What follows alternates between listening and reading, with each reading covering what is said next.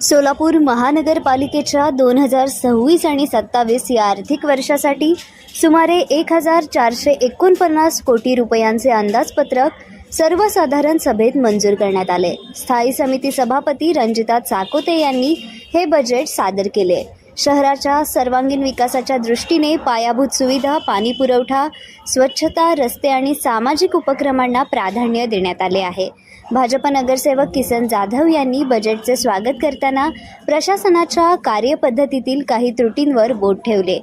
महसूल संकलन अपेक्षेप्रमाणे न झाल्याचे त्यांनी नमूद केले। तसेच मागील 4.5 वर्षातील निर्णयाची माहिती सभागृहात सादर करण्याची मागणी केली आहे। डीपी प्लॅन संदर्भात सभागृहाची मंजुरी आवश्यक असल्याचे सांगत तो पुन्हा शासनाकडे पाठवण्याची मागणीही त्यांनी केली। दरम्यान अधिकाऱ्यांच्या निष्काळजीपणामुळे अंदाजपत्रकातील उत्पन्नाचा एक महत्त्वाचा हेड वगळल्याने महापालिकेला सुमारे 100 कोटींचा फटका बसल्याचा आरोप त्यांनी केला आहे। पाणी प्रश्नांवर बोलताना उजनी ते सोलापूर दुहेरी पाईपलाईन प्रकल्पासाठी 892 कोटींचा निधी मंजूर झाल्याचं त्यांनी स्पष्ट केलं। नव्या उत्पन्न स्तोत्रांवर भर देणारे हे बजेट सोलापूरच्या विकासाला गती देणारे ठरेल, असा विश्वास जाधव यांनी व्यक्त केला। सन 2026-27 महापालिकेचं अर्थसंकल्पीय सादर करीत असलेल्या आमच्या बहिणी सौ रंजिताताई चाकोते यांचं तीव्र अभिनंदन करतो। या अर्थसंकल्पामध्ये सोलापूर शहराचं सुंदर सौंदर्यीकरण, अनेक रस्ते, ड्रेनेज, बागांचा विकास करणे, अमृत जल योजना, दिवसाआड पाणी मिळण्यासाठी दुहेरी पाईपलाईनचं त्याच पद्धतीनं तत्सम विकास कामाचा संकल्प आणि विशेष म्हणजे दलित वंचित वस्त्यांमध्ये सुधारणा करण्यासाठी कोट्यावधीची तरतूद केलेली आहे। यावर्षी सोलापूरच्या जनतेला निश्चितपणे दिवसाआड पाणी मिळेल। सोलापूर शहर हरितभरित राहण्यासाठी माझी वसुंधरा अभियानामध्ये 2 कोटीची तरतूद केलेली असून मोठ्या प्रमाणात वृक्षारोपण, वृक्ष लागवडीस प्राधान्य दिलेलं आहे। याच पद्धतीनं केंद्र शासन, राज्य शासनाकडून साधारणतः 350 कोटी रुपयाचं अनुदान शहराचं सौंदर्यीकरण करण्यासाठी, मूलभूत रस्ते, पाणी, रस्ते यासाठी मिळणार आहे। यामध्ये वंचित विभागाचा सामाजिक विकास करण्यास प्राधान्य देऊन बकातदाऱ्या शहराला सुंदर शहर करण्यासाठी शासन ठोस पावलं उचलत आहे। लवकरच शहरामध्ये IT पार्क होणार असल्यानं लगतच्या परिसरामध्ये नागरी सुविधा प्राप्त होण्यासाठी इन्फ्रास्ट्रक्चर नियोजन त्वरित करावं ही माझी एक सूचना आहे। त्याच पद्धतीनं आता सभागृहामध्ये सभागृह नेत्यांनी 14,49 लाख रुपयाचं अर्थसंकल्प मांडला आहे। तो पाहिला असता सर्वात खरं तर मोठा वाटतो, परंतु या अर्थसंकल्पामध्ये करवाढ करण्यात आलेली नाही आहे। ही नागरिकांसाठी सकारात्मक असलं तरी उत्पन्न वाढीसाठी प्रशासनाकडून धोरणांचा अभाव स्पष्टपणे जाणवतो। महापालिकेचं स्वतःचं उत्पन्न 924.45 कोटी आहे, शासन अनुदान 347 कोटी आहे आणि कर्ज 111 कोटी आहे। यावरून स्पष्ट होतं की आपण अजूनही मोठ्या प्रमाणावर शासनावर आणि कर्ज वाढवत आहोत। स्थानिक स्वराज्य संस्था स्वयंपूर्ण होण्यासाठी विविध मार्गाचा अवलंब करणे, त्याच्या उपाययोजना शोधणे व अंमलात आणून आवश्यक त्या बाबी करून प्रशासनानं कर वसुली करून आपल्या महापालिकेचं उत्पन्न वाढवणं आवश्यक आहे। त्याच पद्धतीनं पाणी पुरवठा शुद्ध व स्वच्छ नियमित होण्यासाठी मोठा खर्च आपल्याकडे केला जातो। नागरिक यासाठी खर्च करण्यास तयार आहे। सुरळीत पुरेशा दाबानं पाणी पुरवठा करण्याबाबत उपाययोजना कराव्या। सर्वांचे उत्पन्न निश्चितपणे वाढणार आहे। कचरा संकलनाबाबतीत घनकचरा व्यवस्थापन अंतर्गत महापालिकेच्या वतीने कचरा संकलन करण्यासाठी गाड्या खरेदी केलेल्या आहेत। मक्तेदाराकडे वाहनाची सुविधा आहे, परंतु कचरा वेळेवर उचलला जातो, संकलित केला जातो, परंतु काही ठिकाणी अपवादात्मक ठिकाणी संकलित केलं जाऊ शकत नाही। त्यामुळे परिसरातील नागरिक नाराज आहेत, अस्वच्छता निर्माण होत आहे। मक्तेदाराकडून कचरा संकलन करण्याचं काम घरोघरी जाऊन केलं पाहिजे। कचरा त्यामुळं गाड्या रस्त्यावर थांबतात आणि नागरिक ते कचरा त्या गाडीमध्ये आणून टाकत असतात, त्यामुळं कचरा महावितरणमुळे सर्वत्र अस्वच्छता निर्माण होते. आपण महापालिकेचा कर खरं तर नागरिकांना वसूल करत असतो. घनकचऱ्याची सुविधा देणे देखील आवश्यक आहे. त्याच पद्धतीनं महसुलीच्या बाबतीत बोलायचं झालं तर गुंतेवारी क्षेत्रामध्ये गुंतेवारी नियमित न केल्यानं महापालिकेला येणारा महसूल फार मोठ्या प्रमाणात थांबलेला आहे. अनेक बांधकामात तयार होऊन कर आकारणी लागू झालेली नाही आहे. त्यामुळं मनपाचं महसुली उत्पन्न काही लाखांना मिळवत आहे. यासंबंधी देखील प्रशासनानं ठोस भूमिका तातडीनं कारवाई केल्यास महापालिकेला निश्चितपणे कोट्यवधीचा महसूल त्या ठिकाणी वसूल होणार आहे. याबाबत चर्चा करत असताना गुंतेवारीच्या बाबतीमध्ये बोलायचं झालं तर आपण 2017-18 सालामध्ये सर्वसाधारण सभागृहाने ठराव करून 5 कोटी रुपये आपण मोजणी कार्यालयाला दिले होतं. त्याचं आजपर्यंत काहीच आपल्याला इनपुट मिळालेलं नाही आहे. बीपीएमसी ऍक्ट मध्ये तरतूद आहे, कलम 66 त्याचा उपकलम 38 मध्ये तरतूद आहे की महानगरपालिकेनं स्वतंत्र यंत्रणा उभा करून आपल्याला महापालिकेला मोजणी करण्याचा अधिकार आहे. ही अधिकार आपल्याला असताना देखील आपण 5 कोटी रुपये त्या मोजणी कार्यालयाला दिलं आणि त्याचं आजपर्यंत आपण काहीच अहवाल आपल्याकडे प्राप्त झालेला नाही आहे. जवळपास बँकेच्या दराने तरी देखील आपण व्याज वसूल केलं तर ते 5 कोटी रुपये आणि त्या बँकेच्या दराची रक्कम आपल्या महापालिकेमध्ये जमा होणार आहे. हद्दवाढ होण्यापूर्वी ग्रामपंचायती होत्या, त्यांच्या गायरान जमिनी ताब्यामध्ये घेऊन विकासात आपण निश्चितपणे उपयोगात आणता येते. त्या गायरान जमिनी काही भागामध्ये अजून देखील आपण महानगरपालिकेने आपल्याकडे हस्तांतरित केलेलं नाही असं दिसून येत आहे. शहराच्या हद्दवाढ भागामध्ये गायरान जमिनीच्या मालमत्तेवर सोलापूर महापालिकेनं आपलं नाव लावून ती मालमत्ता जर आपल्या वापरात आणली तर विविध विकासाचे प्रकल्प आपल्याला त्या जागेवर राबवता येतात. उदाहरण द्यावायचं झालं तर विजापूर रोडचा जो इंचिगिरी मठचा परिसर आहे त्या इंचिगिरी मठाच्या समोर गायरांची खूप मोठ्या प्रमाणात साधारण 4 ते 5 एकरची जमीन हायवे लगत आहे. ती जागा गायरांची आहे. ती जागा आता महापालिकेच्या अखत्यारीत घेणं आवश्यक आहे. त्याच पद्धतीनं आयडिया कॉलेजचा जो परिसर आहे त्या ठिकाणी सोलापूर महापालिकेच्या पिण्याच्या टाक्याची व्यवस्था आहे.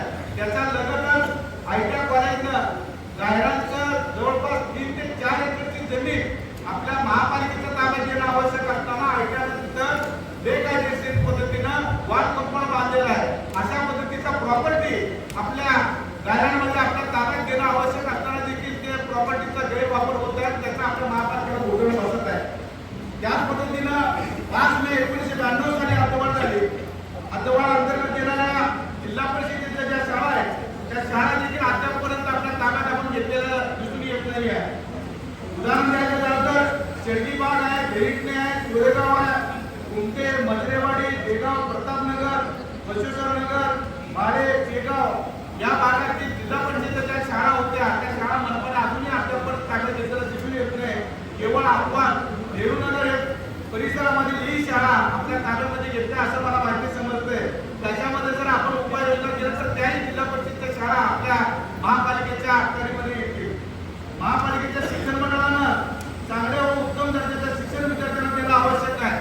खरं तर आता स्पर्धेचं युग आहे. स्पर्धेच्या युगामध्ये पालक लोक इंग्रजी माध्यमाच्या शाळेकडे कल असतो, परंतु इंग्रजी माध्यमाच्या शाळा या भरमसाठ डोनेशन घेतात, ऍडमिशनसाठी भरमसाठ रक्कम घेतात. आपल्या महापालिकेच्या वतीनं माझ्या माहितीनुसार केवळ एका शाळेमध्ये आपण सेमी इंग्लिशचं शिक्षण देतो. जर आपण इंग्रजी माध्यमाचं शिक्षण आपल्या शिक्षण मंडळाच्या माध्यमातून जर दिलं तर सोलापूर शहरातील तमाम गोरगरीब लोकांना महानगरपालिकेच्या माध्यमातून शिक्षण व्यवस्था, सेमी इंग्लिशची व्यवस्था कमी दरामध्ये कमी फी आकारणी करून आपल्याला करता येईल. आणि जे प्रायव्हेट स्कूल मोठ्या प्रमाणात कर आकार म्हणजे पालकांकडं फी आकारतात त्यांना देखील एक चाप भरता जाईल. ही देखील सुधारणा आपण करणं आवश्यक आहे. त्याच पद्धतीनं आरोग्याच्या बाबतीत बोलायचं झालं तर आरोग्याच्या बाबतीत सोलापूर शहरामध्ये विविध ठिकाणी आपल्या प्रसूतीगृह चालतात. डब्ल्यून हॉस्पिटल आहे, जिजामाता हॉस्पिटल आहे, बालिक हॉस्पिटल आहे, रामोडे हॉस्पिटल आहे. अनेक ठिकाणी नागरिकांना सुविधा चांगल्या पद्धतीने दिलं जाणं गरजेचं आहे. सभागृह नेत्यांचं, माननीय महापौरांचं आणि चेअरमनताईंचं मी विशेष कौतुक करतो. उपमहापौरांचं विशेष कौतुक करतो. त्यांनी आरोग्यासाठी चांगल्या पद्धतीने तरतूद केंद्राच्या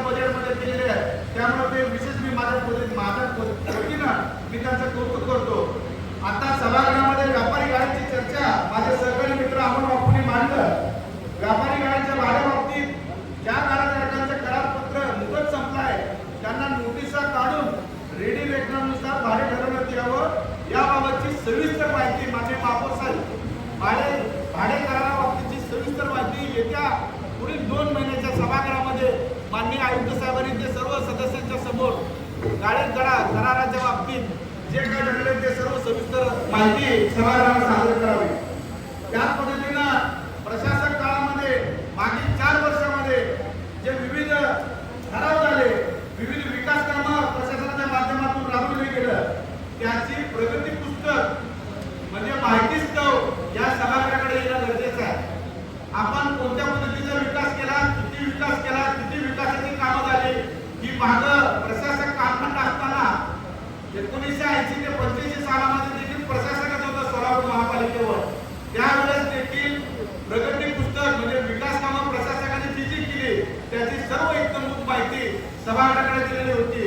त्या अनुषंगानं मी माननीय महापौर साहेबांकडे विनंती करतो, माननीय आयुक्त साहेबांना आपल्या माध्यमातून विनंती करतो, जे विकास कामाचे ठराव असतील, कोणतेही प्रपोजल असतील, काय राबवलं गेलं प्रशासनाच्या वतीनं, ते सभागृहाच्या माहितीसाठी पुढील 2 महिन्यामध्ये तरी सभागृहाकडे सादर करावं. त्याच पद्धतीनं डेव्हलपमेंट प्लॅन बद्दल बोलायचं झालं, प्रशासक कालखंडामध्ये डेव्हलपमेंट प्लॅन हे शासनाकडे पाठवलेलं आहे. भांडवली खर्चाच्या अनुदानासहित पान नंबर 137 आणि 38 वर माननीय आयुक्तांनी सोलापूर शहराचा डीपी प्लॅन शासनाकडे पाठवला आहे आणि त्याच्यामध्ये जागा भूसंपादन करण्यासाठी, जागेच्या नोंदणी करण्यासाठी जवळपास 25 लाख रुपयाची तरतूद माननीय आयुक्त साहेबांनी त्यात सुचवलेली आहे. मला माननीय आयुक्त साहेबांना विचारायचं आहे किंवा संबंधित विभागाच्या अधिकाऱ्यांना महापौर साहेबांच्या माध्यमातून प्रश्न विचारायचा आहे की केवळ 25 लाखामध्ये आपण सोलापूर शहरातल्या किती प्रॉपर्टी घेऊ शकतो महापालिकेच्या. त्यामुळं माननीय महापौर साहेब, मला आपल्या माध्यमातून माननीय आयुक्त साहेबांना ही देखील विनंती करायचं आहे की बाबा डीपी प्लॅनच्या संदर्भात या 25 लाखाच्या ज्या काही तरतुदी केलेल्या आहेत त्याचा इस्टिमेट सहित सन्माननीय सभागृहाकडे तो प्रस्ताव पाठवावा, जेणेकरून तमाम सर्व सदस्यांना त्याची माहिती अवलंबून होईल. त्याच पद्धतीनं नुकतेच महाराष्ट्र राज्याचे महसूल मंत्री बावनकुळे साहेबांनी शासन जी आर काढला, त्यात प्रसिद्धी दिलं. 2011 पर्यंतच्या निवासी अतिक्रमण नियमानुसार केल्याने या ठिकाणच्या मालमत्ता धारकावर कर आकारणी लागू करावी. ही जरी आपण अंमलबजावणी केली तरी त्याचं देखील उत्पन्न आपल्या महापालिकेला वाढणार आहे.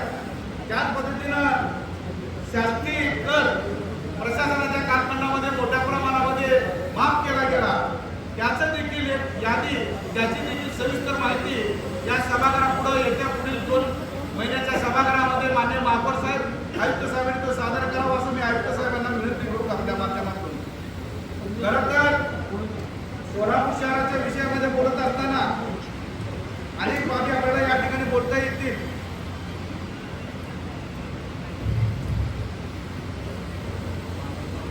हद्दवाढ भागामध्ये आजपर्यंत रिव्हिजन झालेलं नाही आहे. खरं पाहता सोलापूर महापालिकेच्या वतीनं दर 4 वर्षात रिव्हिजन होणं आवश्यक आहे. ते रिव्हिजन न झाल्या कारणानं मोठमोठ्या हद्दवाढ भागामध्ये मोठमोठे सोलेच्या इमारती त्या ठिकाणी बांधलेल्या आहेत. त्या ठिकाणचं जर आपण सर्वेक्षण केलं, त्या ठिकाणी जर पाहणी केलं तर आजपर्यंत आपल्याला किमान 100 कोटी रुपये महसूल आपल्याला त्या माध्यमातून आपल्याला प्राप्त होणार आहे. आणि ही रिव्हिजनचा अहवाल आता आमचे सहकारी मित्र अमोल बापूंनी घटनाक्रम चर्चा केलं. त्यांना खरं तर सभागृहाकडे ही माहिती सर्व प्रशासनानं दाखल करणं आणि सर्व सदस्यांना ज्ञान होणं हे आवश्यक असल्या कारणानं माननीय आयुक्त साहेबांनी त्या संदर्भाचा खुलासा पुढील 2 महिन्याच्या सभागृहामध्ये सभागृहापुढे सादर करावं. त्याच पद्धतीनं खरं पाहता मेजर गाड्या किती आहेत, त्या गाड्यांचं उत्पन्न किती मिळतं, थकबाकी किती आहे. सोलापूर महापालिकेमध्ये अधिकाऱ्याच्या माध्यमातून 90 ते 100% त्या ठिकाणी वसुली होते का, वसुली जर नाही केलं तर आपण काय त्याच्या संदर्भात भूमिका घेतो आणि आपल्या प्रशासनाच्या वतीनं आपण किती कर्मचारी त्या ठिकाणी त्या कामासाठी नियुक्त केलेले आहेत त्याचा देखील अहवाल खरं म्हणजे सभागृहाला येणं आवश्यक आहे. आस्थापनावर किती कर्मचारी अधिकारी कार्यान्वित आहेत, किती पदं रिक्त आहेत, मंजूर किती पदं आहेत, मानधनावर किती कर्मचारी आहेत याचा खुलासा देखील सन्माननीय सभागृहापुढे येणं आवश्यक आहे. माननीय महापौर साहेब, या ज्या बाबी मी आपल्याला निदर्शनास आणून देत आहे, मी आपल्या माध्यमातून माननीय आयुक्तांना विनंती करतो या सर्व बाबी आपण सभागृहाकडे पुढील 2 महिन्याच्या कालखंडामध्ये सादर करावा अशी आपल्याला विनंती करतो. त्याच पद्धतीनं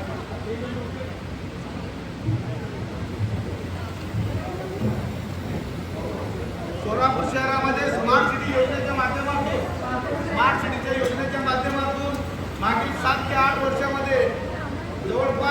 23.5 कोटी स्मशानभूमीच्या विकासासाठी केलं गेलेलं आहे.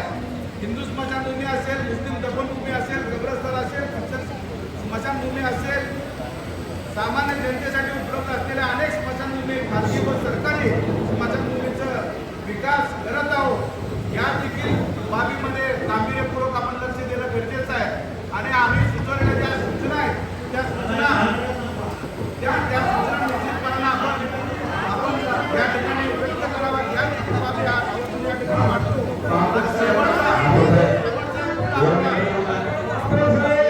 अंदाजपत्रकात शीर्षक होतं, परंतु सदरचं शीर्षक अधिकाऱ्याने मोठ्या चालाखीने करून टाकलेलं आहे. मिळकतीचा सर्वे करण्याचं काम सायबर टेक मुंबई या कंपनीला व्यवस्थित केलेलं नाहीये. अनेक वेळा मुदत घेऊनही या कंपनीनं महानगरपालिकेबरोबर झालेल्या करारावर तिथल्या अटी व शर्तीप्रमाणे काम न करता अपूर्ण रिपोर्ट आपल्याला सादर केलेला आहे. आजही हजारो मिळकतीच्या नोंदी महानगरपालिकेच्या असेसमेंटच्या रजिस्टरला आलेल्या नाहीये. हद्दवाढ भागातील मोठ्या इमारती असतील, प्लॉटच्या नोंदी असतील, तसेच शहरातील जुन्या इमारती पाडून नवीन इमारतीच्या नोंदी असेसमेंटला दिसत नाहीये. ज्या ठिकाणी जुने बांधकाम होते त्या ठिकाणी मोठ्या इमारती झालेल्या आहेत. सदरच्या इमारतीमध्ये व्यापारी गाळे काढण्यात आलेले आहेत. याची देखील नोंद असेसमेंटला नाही आहे. बहुतांश ठिकाणी रहिवासी नोंदी असेसमेंटला दिसत आहेत, परंतु प्रत्यक्षात त्या ठिकाणी बिगर घरगुती वापर सुरू आहे. सदरचा